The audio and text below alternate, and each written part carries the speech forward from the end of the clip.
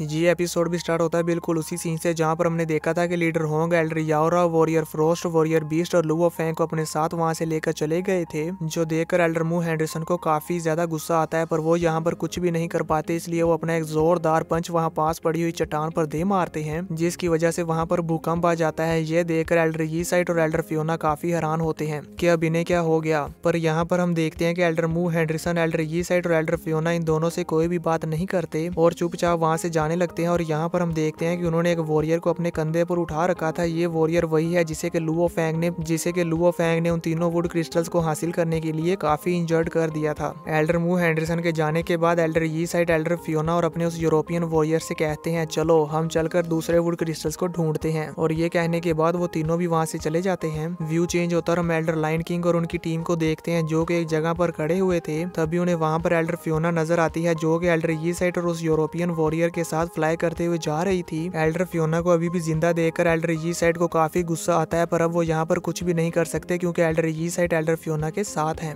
Elder Lion King अभी गुस्से में एल्डर फियोना के साथ कुछ करने के बारे में सोच ही रहे थे कि तभी अचानक से उन्हें अपने आसपास कुछ फील होता है। जैसे ही वो अपनी साइड पर देखते हैं तो वहाँ पर वॉरियर सोकोलोव थे, जिन्हें देखकर वो हैरान हो गए थे। यहाँ पर हम देखते हैं कि वॉरियर सोकोलोव भी एल्डर फियोना और यी साइड की तरफ ही देख रहे थे और कुछ सोच रहे थे। अब वो एल्डर लाइन किंग की तरफ देखते हैं और फिर चुपचाप वहाँ से चले जाते हैं। वॉरियर सोकोलोव को देखकर एल्डर लाइन किंग कहते हैं ये तो सोवियत स्टेट के एल्डर है, ये भी यहाँ पर है, आखिर ये यहाँ पर क्या कर रहे हैं। एल्डर लाइन किंग की इसी बात के साथ व्यू चेंज होता है और अब हमें काफी टाइम के बाद बोलिनाज फैमिली के एल्डर्स को दिखाया जाता है जो कि मिस्ट आइलैंड पर मौजूद वुड क्रिस्टल्स को हासिल करने की रेड के बारे में न्यूज देख रहे थे। वहाँ पर जब वो देखते हैं कि लुओ फैंग ने एल्डर यी साइड और एल्डर मू हेंडरसन को बराबर की टक्कर दी है, तो वो ये देखकर काफी ज्यादा शॉक हो जाते हैं और अपनी सीट से खड़े होते हुए कहते हैं क्या लुओ फैंग ने सिंगल हैंडेडली थर्ड एल्डर और फोर्थ एल्डर का सामना किया, पर वो अभी भी जिंदा और सही सलामत है। अब यहाँ से सीन चेंज होता है और हम मिलिट्री के हेडक्वार्टर्स को देखते हैं, जिसके बाद हम मिलिट्री के कंट्रोल रूम को देखते हैं जहाँ पर कमांडर लाओ ली फैंग के बारे में बात कर रहे थे और वो कहते हैं कि अभी इस वक्त लीडर होंग और वॉरियर ली शैन इस अर्थ के सबसे स्ट्रॉन्गेस्ट पर्सन है और ये फर्स्ट क्लास के वॉरियर हैं। अब मुझे लगता है कि इस मिस्ट आइलैंड की बैटल के बाद लुओ फैंग सेकंड ग्रेड में इंटर हो जाएगा और इसका एग्जिस्टेंस थर्ड, फोर्थ और फिफ्थ एल्डर से भी बढ़कर होगा। इसके अलावा वो पहले ही इस वर्ल्ड का नंबर 1 मेंटल मास्टर बन गया है। दोस्तों, अगर आप सबको यहाँ पर समझ ना आया हो तो मैं आपको बता देता हूँ कि कमांडर लाओली यहाँ पर क्या कहने की कोशिश कर रहे हैं। कमांडर लाओली हमें ये बताना चाह रहे थे कि लुओ फैंग इस मिस्ट आइलैंड की बैटल के बाद इस वर्ल्ड का थर्ड सबसे ज्यादा पावरफुल वॉरियर बन जाएगा। अब यहाँ से सीन चेंज होता है और हम मिस्ट आइलैंड के अंडरग्राउंड में एक यूरोपियन वॉरियर और एक अमेरिकन वॉरियर को देखते हैं जो कि फायर जलाकर बैठे हुए थे और वहाँ पर आपस में बातें कर रहे थे।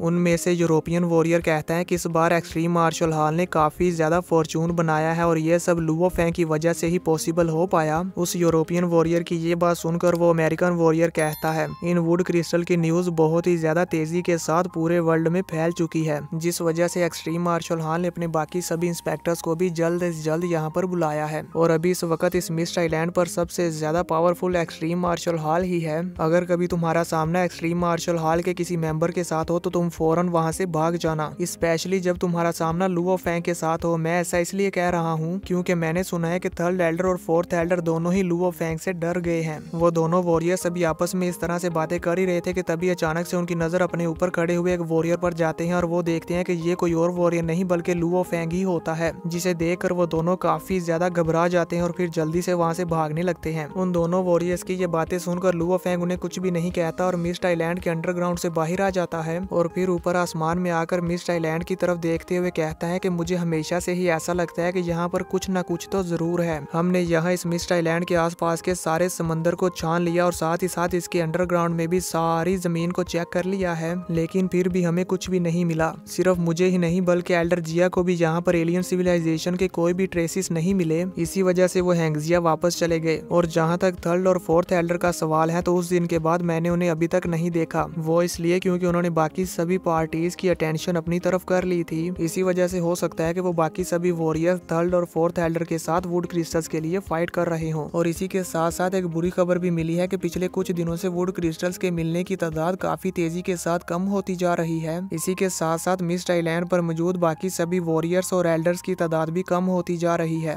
ये सब सोचने के बाद फैंग फिर से मिस्ट आइलैंड के अंडरग्राउंड में आ जाता है और वहाँ पर वुड क्रिस्टल्स को ढूंढने लगता है। तभी व्यू चेंज होता है और वहाँ पर एंशिएंट सिविलाइजेशन को देखते हैं जो कि सीक्रेटली लुओ फैंग पर नजर रखे हुए थे और वो यहाँ पर हर टाइम लुओ फैंग को मॉनिटर कर रहे थे। लुओ फैंग को वुड क्रिस्टल्स को ढूंढने के लिए जाता हुआ देखकर वो एलियन सिविलाइजेशन की क्रिस्टल गर्ल कहती है। अब यहाँ पर हम इस एलियन सिविलाइजेशन को कंट्रोल करने वाले इंटेलेक्चुअल ब्रेन को देखते हैं जो कि एक गर्ल के रूप में होती है, इसलिए अब मैं इसे क्रिस्टल गर्ल के नाम से बुलाऊंगा। वो क्रिस्टल गर्ल अभी भी फैंग को वुड क्रिस्टल्स को ढूंढते हुए मॉनिटर कर रही थी। वो एलियन गर्ल फैंग को अपने मॉनिटर पर सिलेक्ट करते हुए कहती है टारगेट लॉक्ड, ऑपरेशन स्टार्ट। उस क्रिस्टल गर्ल के ये कहते साथ ही हम देखते हैं कि फैंग के पीछे से काफी सारी क्रिस्टल वायर्स निकलती हैं और फैंग को पकड़ने के लिए उसका पीछा करने लगती हैं। तो ये देखकर वो क्रिस्टल गर्ल काफी खुश होती है और इसी के साथ ये एपिसोड खत्म हो जाता है। दोस्तों अब हमें नेक्स्ट एपिसोड में एलियन सिविलाइजेशन और लुओ फैंग के दरमियान फाइट को दिखाया जाएगा जो कि काफी ज्यादा अमेजिंग होने वाली है। तो इसलिए अगर आप उस फाइट को मिस करना नहीं चाहते तो मेरे चैनल को सब्सक्राइब कर लो और बेल नोटिफिकेशन को ऑल पर सेट कर दो ताकि जैसे ही मैं वीडियो अपलोड करूं तो आपको नोटिफिकेशन मिल जाए और आप मेरी वीडियो सबसे पहले देख सकें।